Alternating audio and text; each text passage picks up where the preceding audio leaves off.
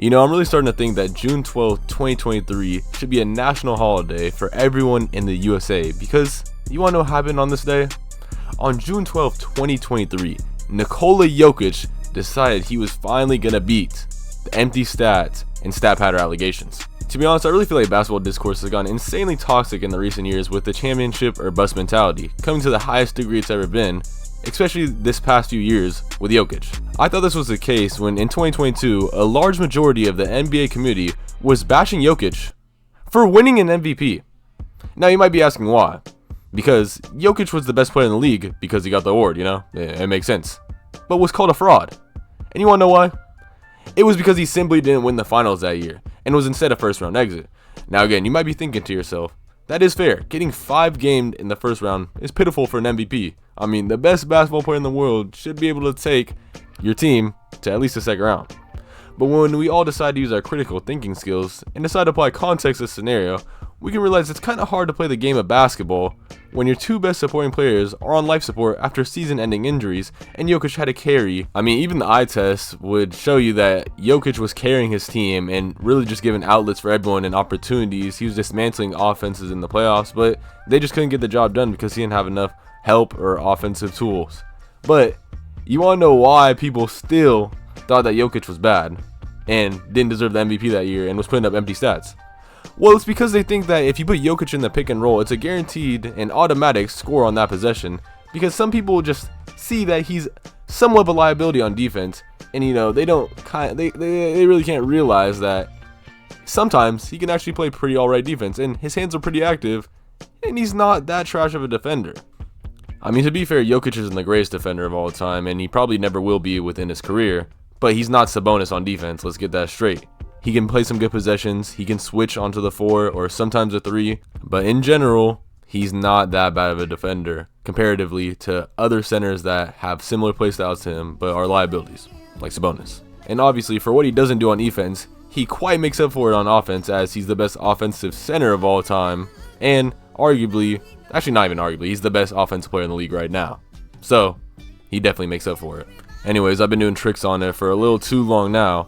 I think it's time to get on to Jokic finally beating the allegations in 2023. Now, going into the 2022 and 2023 seasons, there was a lot of unwarranted and unnecessary discussions because, like usual, an underwhelming postseason from a superstar player warrants straight-up brain-dead discussions.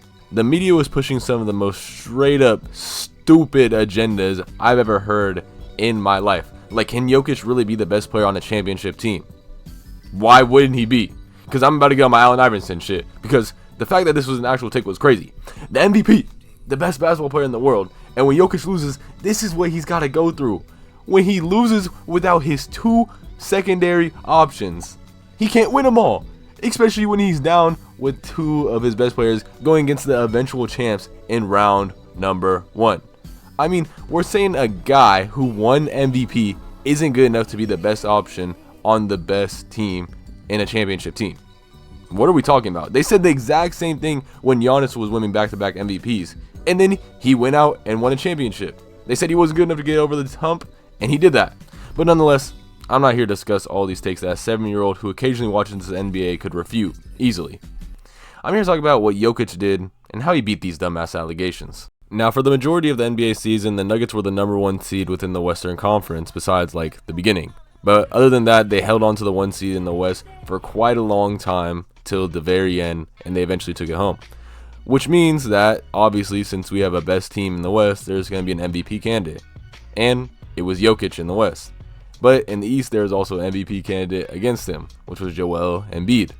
And the narrative discussing this MVP race was that Jokic can't get a 3rd MVP because he hasn't done anything in the playoffs. But if I remember correctly, the MVP was a regular season award. Even though these discussions were, again, stupid allegations, Jokic didn't really care because he has better stuff to do, like ride horses or whatever. So he got in his grind and did a lot better than just an MVP. He took his team as a number 1 seed into the first round where he faced the Timberwolves and beat them in 5 games like the Warriors did to them last year. And you know, since the media is saying that Jokic allegedly wasn't good enough to be the best option on a good playoff or even championship team, let's see what he averaged in that first round. He averaged 26 points, 12 rebounds, and 9 assists in those 5 games. Yeah, that really seems like he can't lead a team by himself. Nonetheless, let's look at the second round where they face the Phoenix Suns led by Devin Booker and Kevin Durant. I mean, surely these are just empty stats, right? And he's not going any further than this. Let's check the conference finals. Oh, well, Jokic actually swept the Lakers where he averaged 28 points, 14.5 rebounds, and damn near 12 assists.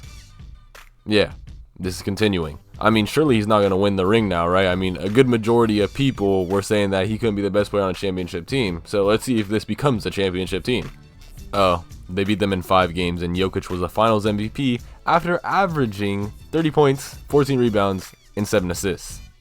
He finally beat these allegations. Now, I know a good majority of the NBA media and media in general don't push these dumb allegations, but I came here to talk about them because I find it so annoying. Every time a player does anything remotely good, it's called empty stats until they win a ring.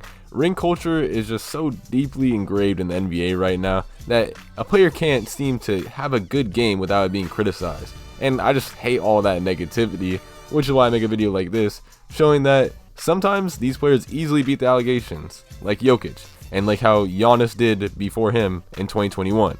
He put an end to these dumbass narratives. Just like how you can put an end to the narrative surrounding your life. Don't let somebody talk on something they don't know. You know yourself better than anyone else. So why would you let someone ignorant to your situation tell you how to live your life or that you can't do something? Because it just doesn't make sense. Do what you want and be great at it because you can. Don't let anyone tell you otherwise, because at the end of the day, you know best, and you know that if you put the hard work in, the results are going to show.